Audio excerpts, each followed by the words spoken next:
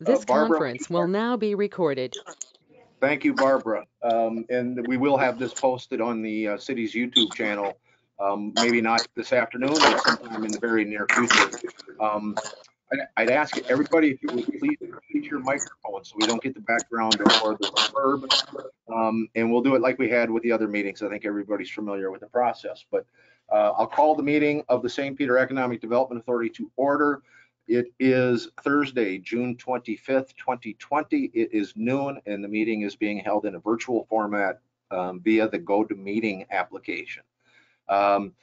You have the agenda in front of you. Would anyone be willing to move approval of the agenda? And again, please state your name when you do that so we can have the record. Ed will make a motion to approve. A motion by Johnson. Is there a second? Bob will second. We have a motion by Johnson, a second by Southworth. Anyone have any comment? Raise your hand. Seeing no hands, I will call the roll, and we'll start with Member Abels. Aye. Member DeVos. Aye. Member Johnson. Aye. Member Southworth. Aye. And Mr. Dunn, we have your video now. And James Dunn. Yep. Aye. Aye. Thank you. We have an agenda approved. Aye.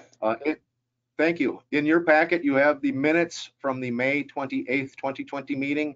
Would there be a motion to approve or any noted corrections or alterations?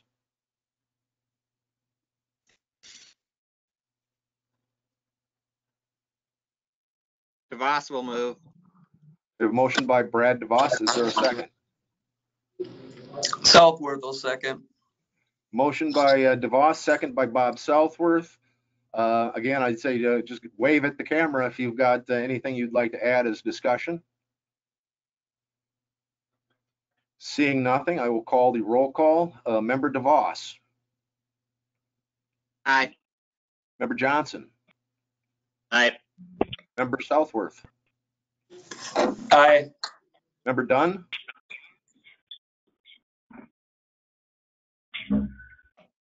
James?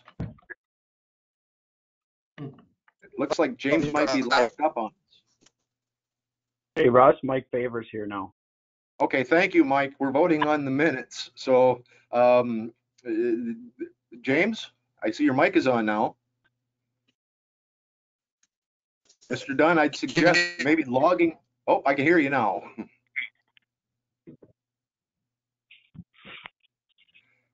Unless I hear different, I'm going to assume that was an aye. But James, some of the other times when people have frozen up like that, they log off and log back in.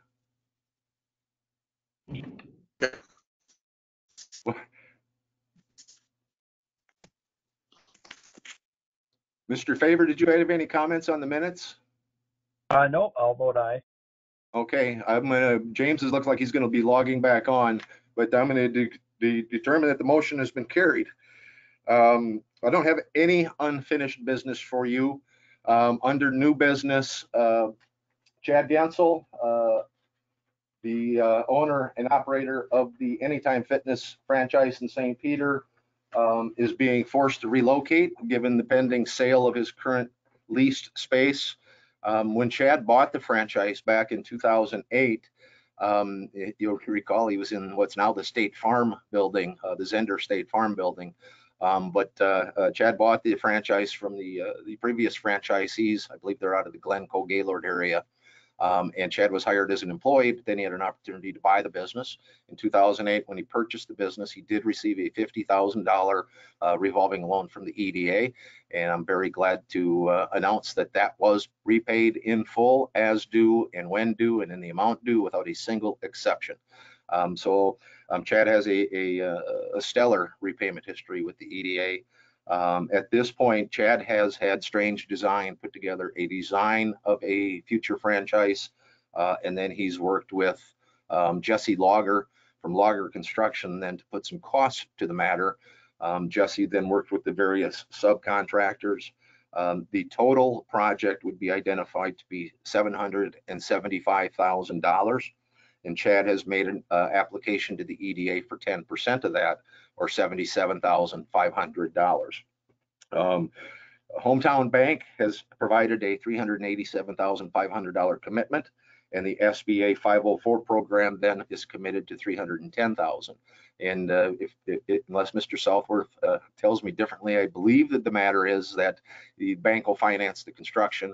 When the construction is accepted, the certificate of occupancy, then SBA will step in and become part of the financing.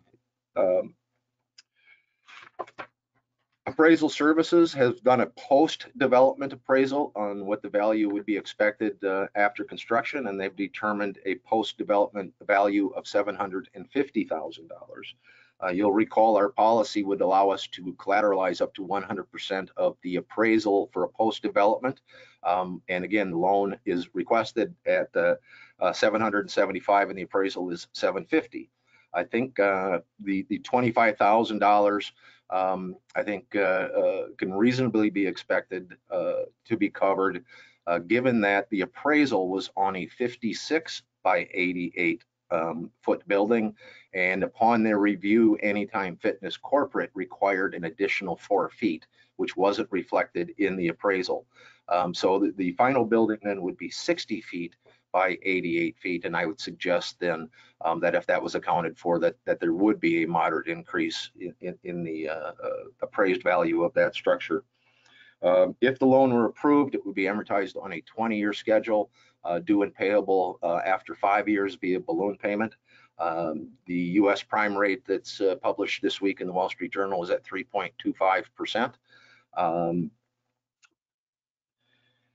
I will note that a subcommittee of members Faber and Abels and I were able to review the financials of Anytime Fitness. We were able to review the Guentzel family's household finances, and Bob and Corey had both sent me an email this morning indicating that there were no irregularities or they had no items that they had identified. So I believe the likelihood of the note being honored is very high in this instance. And again, Chad has a spotless repayment history with the EDA. I don't see Chad, maybe he's having difficulty getting on, but are there questions that maybe I can answer, or Bob, Hometown Bank, obviously Bob's going to have to abstain, so I believe he could participate in part of the conversation on Mr. Guentzel and the bank's behalf. So I'll start with Corey. Do you have questions? No? Mr. DeVos? The only question I have, I know it seems like it would be a good deal in normal times. How does basically the whole COVID-19 impact both from the perspective of, can he weather a short-term shutdown, I guess, and if that were to happen on his own personal finances? And this may be for Bob, since Hometown's actually doing this. What are your concerns there, Bob? That's, a legitimate question. If he got shut down for 3 months again, he has a large membership. So, and what they did compared to some of the other places is they just basically shut off their income. They didn't charge the customers at all. Some gyms I know continued to. So, but basically, Anytime made that decision, so they didn't have any income for what he was closed almost 3 months, 4 months, and they did weather the storm. But if it happens again, personally, they do have some wherewithal to do it. But if it's 6 months, that's a lot of income. So, but you're not concerned about, say, another 2 to 3 month shutdown or something like that? No. But if it was 6 months, that obviously that's going to hurt everybody. Yeah. I don't think we'll see anything that long, but that was my main concern is, even if we have another 2 month shutdown or something like that of gyms. So, but if you're comfortable with it, that was my question. So. Mm-hmm. Okay, that's all I have. So, Thank Yeah. you. Yeah, I'll add to that, Mr. DeVos, is I talked to Chad about that, and he does not anticipate that he would have a large loss in membership, but he does expect that there will be some that just will not be rejoining. Maybe they'll be buying some home exercise equipment, but Chad is also very aware that he's going to have to step up the cleaning and sanitation protocols. You know how it is in a regular health club. You didn't wipe down the machine. Well, I think they're going to be much more diligent in making sure that that happens. And if you aren't willing to follow those protocols, you will not have a membership. Mr. Johnson, did you have any questions? No? Bob, you can't participate in the EPA part of the conversation.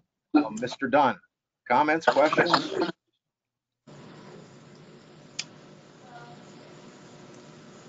Russ, one comment I do have is I know, and Corey and Mike might know this also, but I do think the 504 requires it to be a 20-year loan. It doesn't have to be a fixed rate for 20 years, but I do believe that it has to match the terms of their regular loan. Well, that's actually what Chad said in the application. So our policy generally is a 5, but if it needs to be amended, perhaps it be reviewed after 5 or reviewed annually or every other year for an interest rate adjustment. Would any member have comment or suggestions? I guess I'm looking somewhat at the lenders.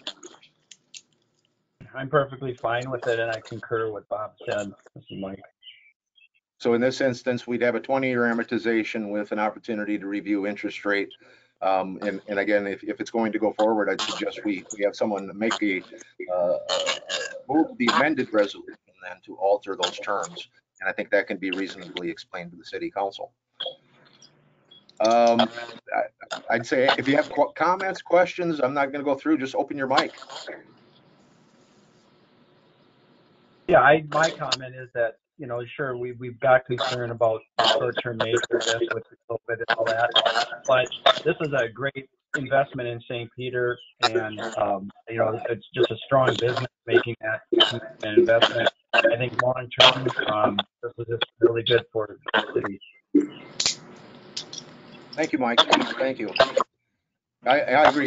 Chad has done a tremendous job of growing this business. I don't remember how many members he had when he was in the State Farm building, but he certainly outgrew that in short order. And I'm not a member, but I hear really good things about how he has the operation and how he manages that. If there weren't other questions or comments, would anyone be willing to make the motion? I will make that motion. And with an amendment, let me pull it up here. Sorry, I didn't number the pages again.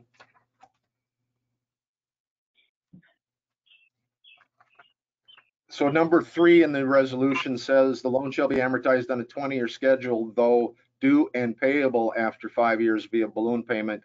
Would you suggest, Mr. Favor, the motion read the loan shall be amortized on a 20-year schedule and shall be reconsidered, or interest rate shall be reconsidered and reestablished after a 5-year period? What's the difference between that and the balloon payment, though? Well, if the balloon payment, then he'd have to pay it and apply for an extension. But if it's reviewed every 5 years, I would suggest that would mean it's an automatic. So you're saying that there will be no maturity. It's just that the interest rate will be. But what would it adjust to? I mean, we have to U.S. establish prime. the adjustment. I would suggest So the you're U.S. saying, prime. Okay. Go ahead, Mike. Okay. I'll make that motion then. Okay. Is there a second to Mike's motion? Johnson will second. We have a motion by Johnson, or a motion by Favor, seconded by Johnson. If you've got something to add for discussion regarding the motion, just please turn on your microphone. Seeing nothing, we have a motion to adopt the amended resolution, and I will do the roll call at this time, and we will start with Member Johnson. Aye. Member Southworth, I assume you're going to note your abstention. Yep, I abstain. Thank you, Bob. Mr. Dunn. Looks like we're having trouble with James again. Mr. Favor. Aye. Mr. Abels. Aye. Mr. DeVos. Aye. Oh, I started with Mr. Johnson. We can't note James's vote. He's having some technical difficulties, it assumes, but we do have a majority that voted in favor of the motion, so the motion would be declared to be passed.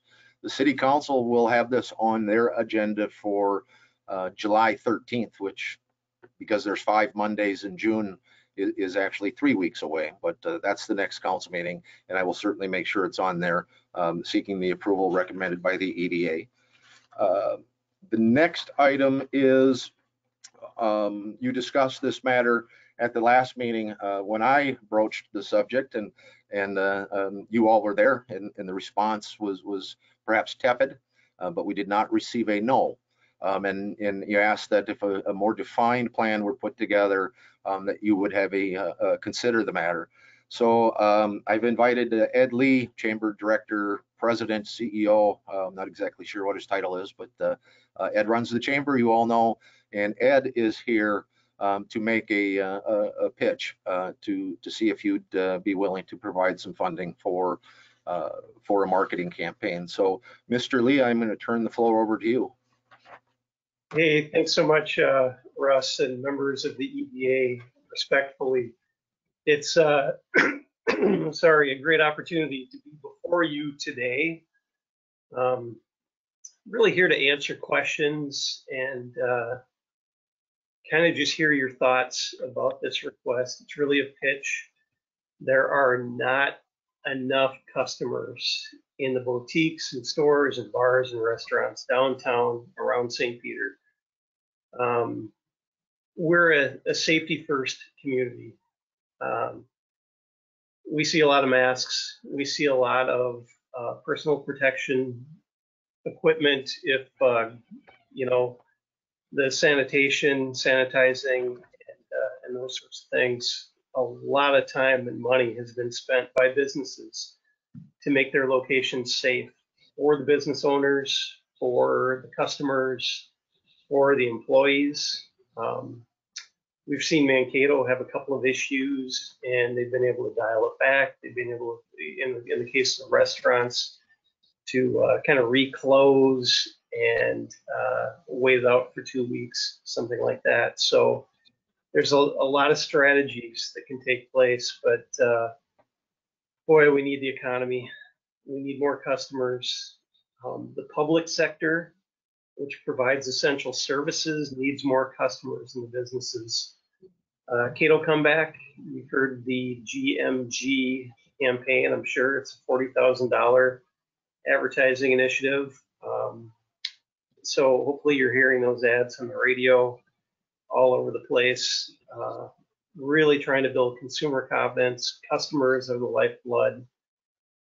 I think if we had a campaign and put $10,000 into advertising, traditional media, social media, we would usher in more customers without overwhelming any businesses. Still going to be plenty of space for social distancing. We see it happening in grocery stores safely. We see it happening in big box very safely. And we just need it to happen in our downtown.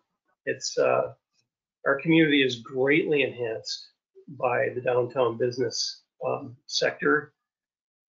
People from all over the state just gush to us. They call us on the phone and tell us how awesome it is to drive through and stop and participate in things in St. Peter. Right now, the flowers are amazing this year. The downtown flowers. Todd Pratt told KTOA this morning that it looks like a park down there, and I would absolutely agree.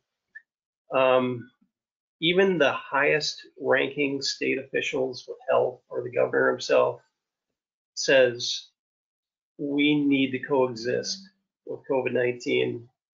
It's not going to go away for a lot of months.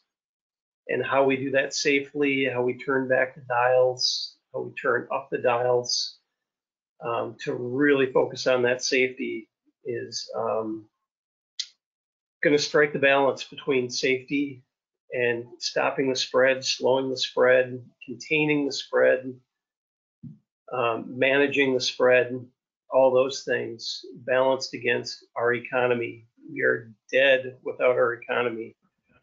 And the businesses in town just absolutely really need a push and some help. And I think a $10,000 EDA package for advertising would really do that. It would really deliver that without overwhelming any of the businesses or encouraging too much of a spread. So I would turn it back over to Russ at this point and be happy to listen to your thoughts, answer any questions you might have, specifics about the program, although it's a moving target. And there are some really clever, sharp marketing people involved in adapting to the environment. It changes every day. It changed today with the headline in the Free Press that said bar hoppers on June 13 and 12 that weekend really caused a little spike down in Mankato. So we're looking at all those things, and like I say, I would be happy to have more of a conversation about that with any of you. Yep. Oh, thank you, Ed. I hope everybody, I got a couple emails from Ed from some of the businesses downtown that would support the program. And so I promised that I'd forward those on to you. I hope you got those late yesterday afternoon. We're going to start with questions or comments, questions of Ed, or let us know what your feelings are, if anything's changed from the last meeting. And we'll start with Mr. Southworth.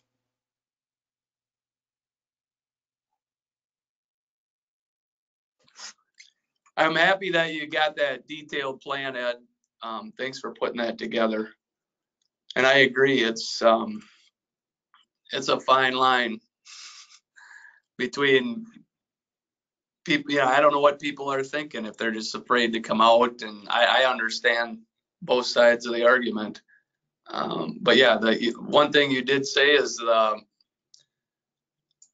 that's the lifeblood of the community, is the economic development. So I'm glad there's a plan in place, and that was just my main concern. I just didn't want to throw $10,000 out there and spend it as you can. So I don't have any other comments. Thank you, Bob. Mr. Dunn, welcome back. Thank you. The only question I had is, I see the detailed plan essentially deals with the first wave, or the first 5,000. Is the second wave, does it mirror that, or would that just be readdressed to determine what worked, what didn't, and go from there? Yeah, absolute bullseye, James. That's exactly what it's designed to do. Like I say, it's a moving target. It changes every day.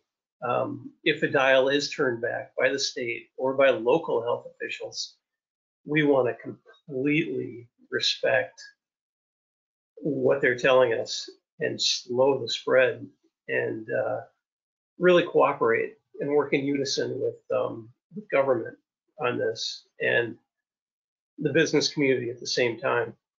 So by breaking it down into two $5,000 pieces, it really lets us be nimble and adaptive to the environment at any given time. No, I thought that was a very wise decision. So thank you. I don't have any other questions. Thank you, Mr. Dunn. Mr. Abels. Nope, nothing to add. Okay, thank you, Corey. Mr. DeVos. I don't have any questions or comments either. Thank you. Mr. Johnson. I'm kind of like Bob. I just wanted to see a list of what the money was going to go for. Thank you. That's probably wise and prudent. I don't have a resolution prepared. Is there other discussion? Please just turn on your microphone. Russ, do you know, I mean, what do we have available, or what's our balances in accounts? There would be sufficient funds to provide 10,000. We've got 451 borrowed out in COVID-19 microloans. And we anticipated that, if every single business had applied, we'd be up to about $1 million in loans. We're at 451,000 right now. Okay. What do we have? What do we have in just a bank account? Like liquid cash? Oh, over $1 million. Okay. I guess I just haven't seen that, I don't think, since I've joined again, so.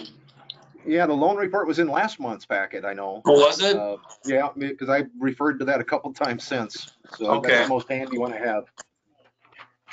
Here, Cindy just brought me a copy. This is in May, so we had 1.6 million on deposit. Okay. And there's some expenditures for the COVID-19 out of that, but I think obviously we're, in my view, very sufficient funding. Would anyone make a motion to provide $10,000 marketing fund to the Chamber of Commerce to promote the business community as we open up from the COVID-19 virus situation? I would make that, Ables would make that motion. We have a motion by Corey Ables. Is there a second? Bob Southworth, the second. We have a motion and a second. For discussion, just say turn on your microphone if you have something you would like to add before the vote or clarification. Hey, Russ, Mike over here. I was disconnected temporarily. I did not have a chance to comment, which I don't have any, but I'm here for the vote. So you know. Okay, thank you, Mike. I didn't notice. Sorry about that. No Ed, further. I got just a question for Ed. What kind of time frame do you think? Would you be able to come back after the first 5,000 is spent and just kind of let us know if things picked up or just how it worked? Oh, absolutely. I mean, even on a daily basis, mail loop if you guys want. We want a transparent program. We want a lot of communication. We want as much input from as many voices as we can possibly get. And a lot of this will be anecdotal as we bop around downtown, as Russ does too, to kind of see, with our own eyes, are more people out and about because of advertising. And maybe even, with a masked face, talking to a customer or two from 12 feet away. Like, why are you here? Did you hear about our, the Saturday morning experience in St. Peter is pretty awesome. And if we can just kind of be out and around to find out if the advertising worked, if they saw it on Facebook, if they heard it on the radio, where and how did they hear about it, and do they feel safe in the stores? We want to communicate all of that back, certainly to the Chamber Board of Directors, but also to the EDA, because it's really your money. And so, and I also want to say that your initial thoughts at last month's meeting were absolutely spot on. I heard about those, I read the minutes, and I think I said the next day during a Zoom meeting, a go-to meeting with the city chamber, that you guys were kind of taking this the right direction. Like, let's hold our horses. Let's pull back on the reins a little bit until we know a little bit more. And now I think we know more. Now we've had some experience with businesses being open. And so absolutely, Bob, we'll be reporting back to you at any time. I mean, even on it, whenever. It doesn't have to be at the next meeting. Yeah, whenever. I think that'd be great. I hope it works, and that's what I'd like to find out, if hopefully it picks up down there. Yeah. Thanks. Thank you, Mr. Southworth. Other comments or questions as part of the discussion? We have a motion to recommend, and I need to check with the city administrator to see if this does need to go to the city council. If so, it's not going to be there until the 13th. So that we might be in phase 3 by then. So I will try to encourage the city administrator to allow the expenditure with your vote. With no further discussion, I don't remember where I left off, so I'll do the roll call. And the motion is to provide $10,000 marketing campaign fund to the chamber. I start with Mr. Dunn. Aye. Mr. Favor. Aye. Mr. Abels. Aye. Mr. DeVos. Aye. Mr. Johnson. Aye. Mr. Southworth. Aye. Motion carried. Thank you, gentlemen. Thank you, Ed. The next item is the financial performance on the sale of the spec houses. We did sign a purchase agreement for the last one within the confines that the EDA had set up during their closed session. You can see that that was the worst performing. We took a loss of nearly $34,000 on that note, or on that home. You recall our partners lost upwards of 47 on the sale of their last 3. So it's certainly nothing I'm happy about, nothing I'm proud about, but it is the report that you need to see. You will see on that one that there's a refrigerator allowance. The refrigerator that we had in the spec home, the second one we sold, after we sold it, the owner noted that the refrigerator was not operating. It wasn't cooling. It was freezing the freezer, but the refrigeration compartment wasn't cooling. So we switched the refrigerator out of the other spec home, and now that leaves us with a spec home that didn't have an operating refrigerator. So we are providing an $850 allowance and to provide a refrigerator, since we sold the home represented that it did have a fridge. So I'll answer any questions you may have. I don't have any action necessarily for you to take, but anyone have comments or question regarding the losses?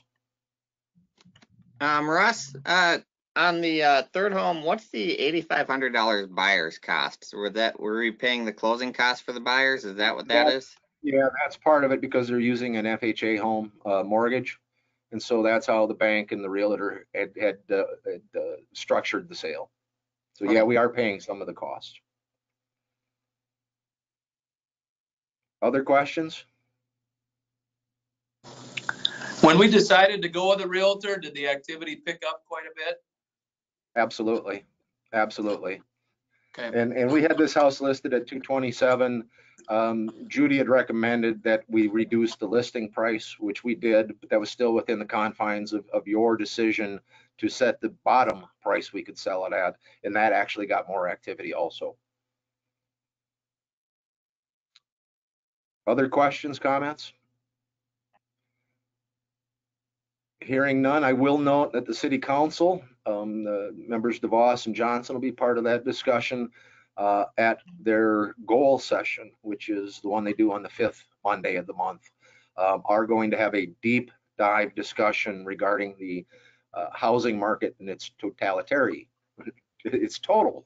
Single family, multifamily, market rates, subsidized, all of that, and we'll hopefully receive further direction from the city council on what activities may or may not be prudent. So, and then I will note that if you read the Herald or follow them on Facebook, you will know that there is a multifamily developer that is contemplating the St. Peter market, who is looking at the Outlot D, or the very northern part of that neighborhood, which would be north of Clark Street, as it would be extended from where it ends at Warren Park in the Standard Lumber subdivision. So any other questions, comments regarding these speculative homes? If not, under my reports on the COVID microloan, we have a total of 50 loans that have been closed. Well, the 50th is scheduled. So we have 49 that we've closed. I have one now. I've got to get it to the city attorney because there's multiple LLCs that are layered in that, and I need to make sure that the proper LLC is receiving the funding and that they have the authority to borrow the funds. So I'm going to turn that one over to the city attorney never run into that situation where you've got such a layered number of LLCs.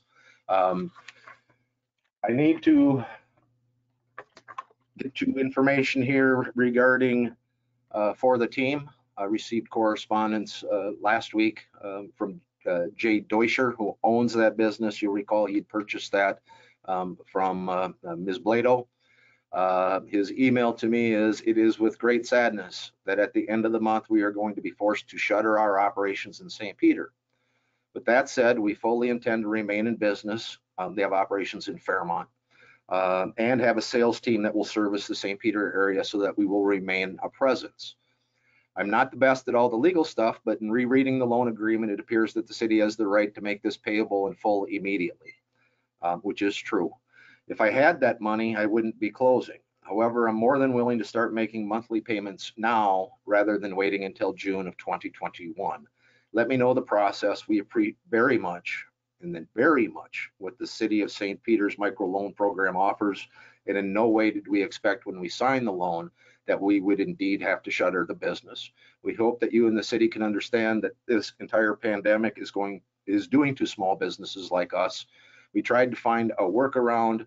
However, it's simply too much of a hemorrhage at this point with no medic in sight. You've been a class act to work with personally and have never had any significant issues with the city.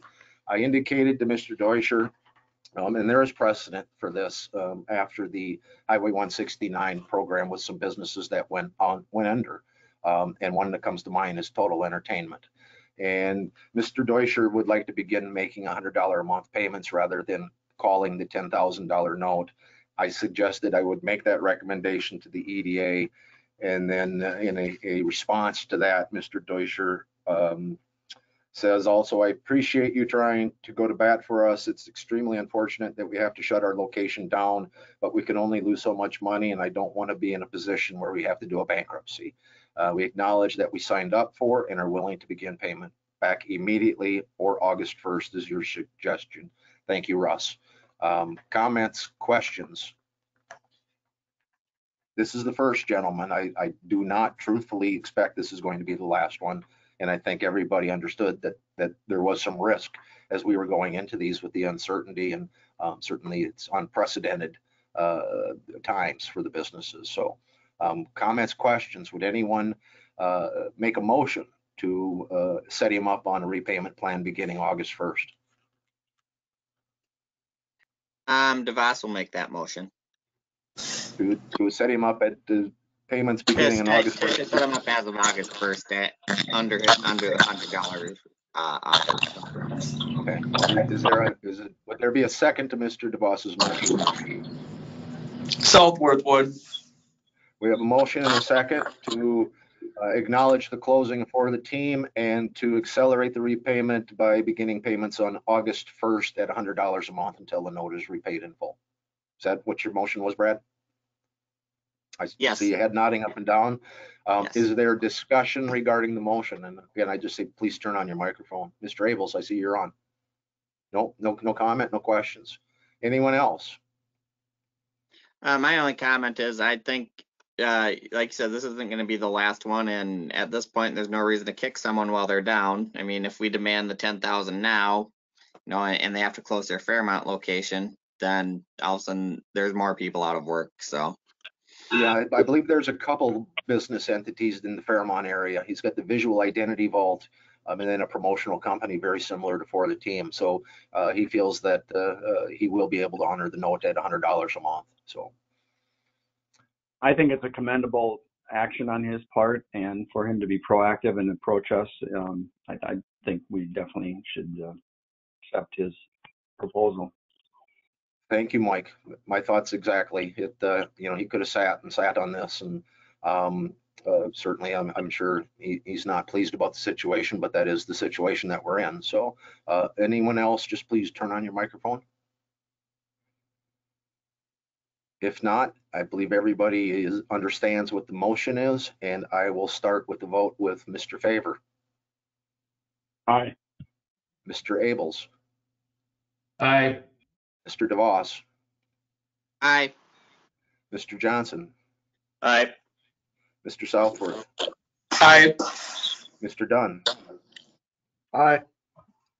We, motion is passed. I'll make that, that does have to go to the city council and they'll consider that on the 13th, which would still allow him to make plans to make his August 1st payment. Gentlemen, that's all I had on the agenda, all I had prepared and planned, but as we typically do, are there questions that perhaps I might be able to answer? Seeing nothing. And then I will note that there is a vacancy in the EDA. So if you know of a fine, upstanding citizen that would have the skills that may be a good EDA member, you can encourage them to come down to Mr. Prafke's office and fill out an application that would be considered by Mayor Zeman. So it's always nice to have the full 7. I don't have anything else. So would anyone be of mind to make a motion to adjourn? Ed will make a motion to adjourn. Motion to Abels will adjourn. second. And a second. No discussion on a motion to adjourn. I will just say, Mr. DeVos. Aye. Mr. Johnson. Aye. Mr. Southworth. Aye. Aye. Mr. Dunn. Aye. Mr. Favor. Aye. Mr. Abels. Aye. Aye. So wonderful. Have a good afternoon, gentlemen. We will intend to meet on the 4th Thursday of July unless there's nothing really to constitute an agenda, but I can't believe that's going to happen. So thank you all very much for your service and for your time. Have a good afternoon. Have a nice day, gentlemen. See everybody.